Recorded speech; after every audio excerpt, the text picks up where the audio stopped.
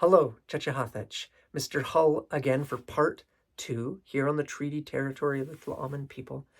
We're going into the second part of, the slide that we were looking at earlier. Previously, we talked about a power imbalance, and we talked about a repetitive pattern.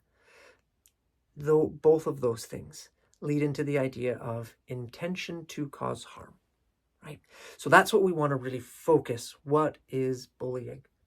An intention to cause harm, and to do so that's the second part, it may be social, it may be physical harm, it may be verbal harm, it may be emotional harm, right? So those are those 4 areas that we want to focus on. Now, that harm can happen at school, it can happen at sports, it can happen on that in person as kids and people interact with each other, this human experience. It can also happen online. Now, this is one of the hard parts as a parent, is recognizing that for me, specifically in my 42 years, that's the demographic that I'm sitting in, the internet was a thing, but not the thing. So when I left school and I went home, I could connect with my family, connect with the friends that I was close to. That was it. I didn't have any other connections. And most days, I went home and decompressed. I went outside and took something apart that belonged to my dad that we never were able to get back together. That's how I spent most of my youth. That's not true today. Kids go home.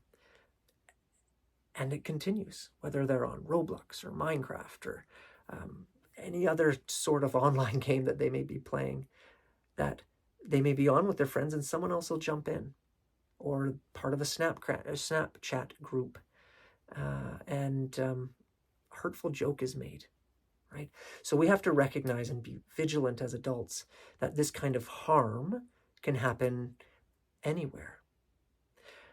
Which is why it's important to distinguish between bullying and hurtful behavior. Because, now granted, the emotion, and I always say this, the emotion is the same, right? When you see your child is hurt, when I have a child upset and with big emotions, I'm going to focus on those emotions first. I'm going to take out the word bullying, take out what we're going to label it, and instead say, how are you doing?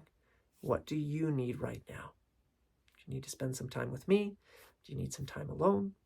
Let's settle that in. And then let's talk about what happened. Why do we think that happened? And then once we have a little more understanding, we can move into perhaps solving some of those problems. And as that repeats over and over, and it does become obvious, right? Mostly it becomes obvious for us as administrators, parents as well, when you have that interview with the offending child, right? 99.9% of the time, when they recognize what they did, they feel bad, and you can see it. Because their intention wasn't to cause harm. But harm can be had, and harm is real. So later we're going to talk about that tomorrow. We're going to talk about the signs to watch for.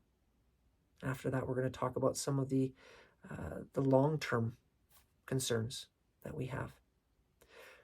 I want to create bully-free zones. And I believe we can do that. I don't believe we can remove the human experience from our kids. I don't believe that any space can be completely free of teasing, of offhand jokes. We can work on it. But I know that at my home, my kids care about each other. And yet every day I remind them, that was hurtful. Do you see why your sister's crying?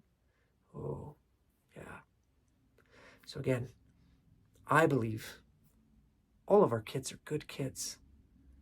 This is a hard human experience. Turn on your TV. There's a lot of adults who are not doing well at this human game. There's times when I don't do well. So let's give our kids some empathy and love and compassion. And let's work with them.